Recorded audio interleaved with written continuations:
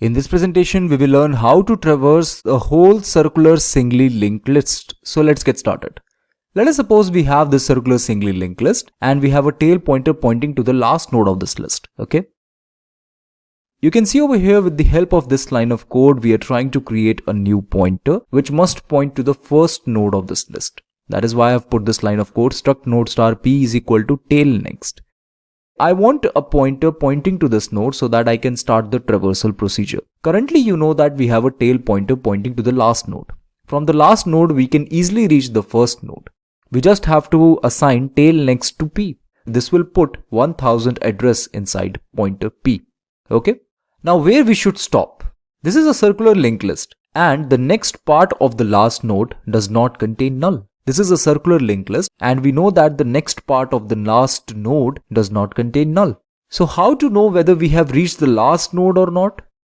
One way is when p is equal to tail next, then we should stop. When p is equal to tail next, we should stop at that point. Isn't that so? This is simple.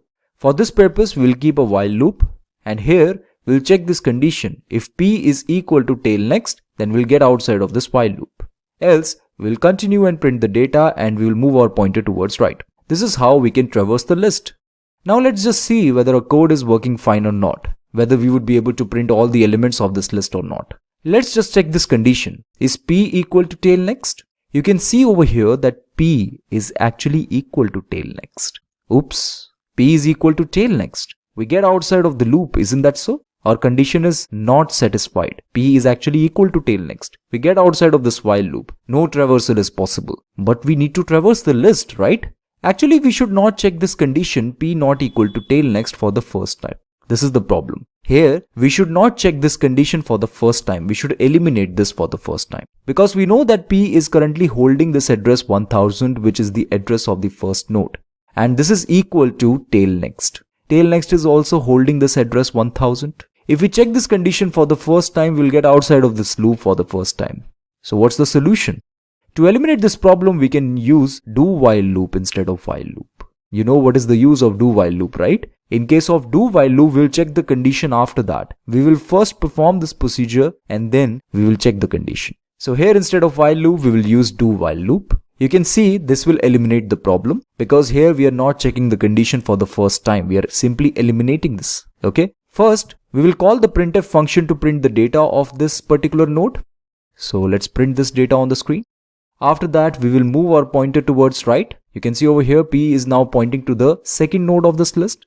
After this, we will check this condition. Is p equal to tail next? You know that p is not equal to tail next. So condition is satisfied. We'll get inside. Again, we will print the data of this node. So here 45 will get printed on the screen. After this, the pointer will move towards right. Now you can see it is pointing to the last node of this list. We'll again check this condition. Is p equal to tail next? Currently p is pointing to the last node. It is not equal to tail next. So we'll again get inside and print the data of this particular node. So 6 will get printed. After this, we'll again move our pointer towards right. Now it is again pointing to the first node.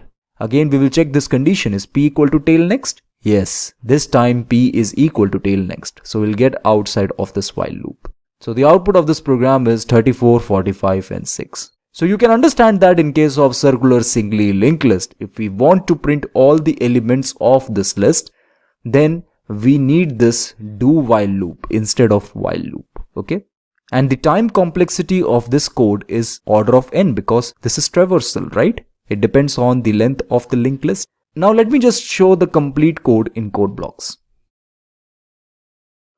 This code we have already seen in our previous presentation where I have explained how to add a new node at the beginning of the list. You can see this is add@beg function. After this, there is a print function which I haven't explained to you, right? Here you can see in this print function, I'm using do while loop for printing all the elements of the list. So here you can see first the pointer p has been declared, which has been assigned tail next. And then after this, do while loop has been used to print all the elements of this list. Now you have understood why I'm using do while instead of while loop in print function. This is the traversal procedure and we have already seen that this code is working fine. Okay friends, this is it for now. Thank you for watching this presentation.